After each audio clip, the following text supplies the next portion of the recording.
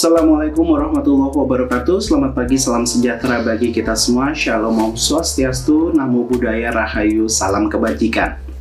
Sampurasun. Perkenalkan, nama saya Rizky Taufik Rahman, biasa dipanggil dengan Zeki. Saya bekerja sebagai dosen di program studi pendidikan seni rupa Universitas Negeri Jakarta sejak tahun 2001 dan baru saja menyelesaikan studi S3 Ilmu Seni Rupa dan Desain di ITB tahun 2021 bulan Juni kemarin. Selain mengajar, meneliti, dan mengabdi pada masyarakat, kegiatan lain saya adalah turut serta secara aktif dalam komunitas dongeng dewasa bernama The Nest. Tahun 2013, saya mendapat beasiswa riset dari Kementerian Budaya, Olahraga, dan Pariwisata Republik Korea melalui organisasi CPI atau Cultural Partnership Initiative yang bekerja sama dengan Korean National University of Art atau K-Arts. Sejak itulah minat pada dongeng Indonesia mulai tumbuh dan selalu dijadikan tema dalam setiap penelitian, pengabdian, dan bentuk karya tentu saja.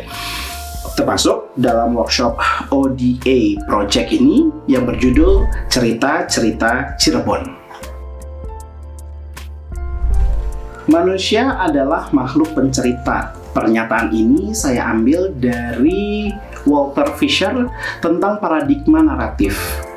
Berkaca pada bangsa Indonesia yang memiliki kekayaan berupa warisan tradisi lisan, termasuk dongeng, saya melihat fenomena yang terjadi saat ini banyak sekali metode storytelling atau bercerita digunakan pada level baik informal maupun formal, seperti akademis, kemudian profesional, sampai ke pemerintahan.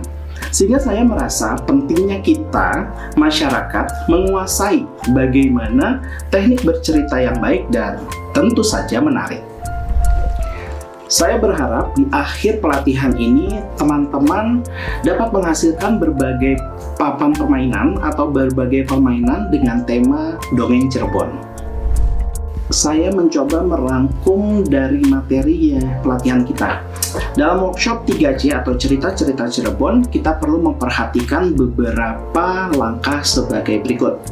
Yang pertama, tentukan tema. Tema cerita dari dongeng dapat diambil dari kehidupan sehari-hari atau slice of life yang bernuansa tentu saja khas Cirebon. Yang kedua, buat narasinya. Jangan lupa rumus 3 babak: pembuka, isi atau materinya, dan penutup. Yang ketiga adalah bayangkan karakter dalam cerita. Ide karakter tersebut bisa berasal dari mana saja, termasuk dari benda sekitar yang kita anggap tadinya tidak berguna atau sampah. Yang keempat, pengembangan karakter tersebut itu dapat dilakukan dengan membuat sketsa hingga hasil jadinya dengan berbagai teknik yang menghasilkan nantinya prototipe. Kemudian kelima, prototipe yang ada, yang sudah dihasilkan, itu menjadi media visual yang bisa sebenarnya sudah dapat menjadi media storytelling, namun dapat pula dikembangkan menjadi sebuah produk jadi lainnya. Yang keenam, salah satunya produk pengembangan adalah papan permainan atau board games. Nah, di sini untuk langkah lanjutan perlu ditentukan terlebih dahulu apa yang menjadi tujuan atau misi dari permainan tersebut, sehingga dapat menghasilkan bermacam-macam permainan. Dan yang terakhir, jika sistem permainan itu sudah ditentukan, selanjutnya dapat direncanakan pembuatan detail dari rancangan papan permainan tersebut.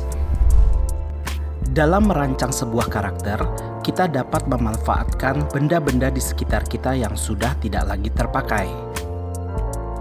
Untuk memudahkan dalam membuat sketsa rancangan karakter, kita dapat mengambil gambar dari bentuk yang sudah kita rangkai terlebih dahulu melalui foto. Ambil dari beberapa sudut pengambilan gambar atau angle untuk mendapatkan alternatif bentuk yang sesuai ketika kita membuat sketsa rancangan. Selanjutnya, hasil dari foto tersebut dapat kita tracing secara manual maupun digital. Kita akan memperoleh sketsa kasar yang selanjutnya dibuat outline dan pewarnaan sesuai dengan yang diinginkan. Dari ide tersebut, dapat dikembangkan lagi menjadi bentuk-bentuk lainnya sesuai dengan kebutuhan dari cerita masing-masing. Selamat mencoba!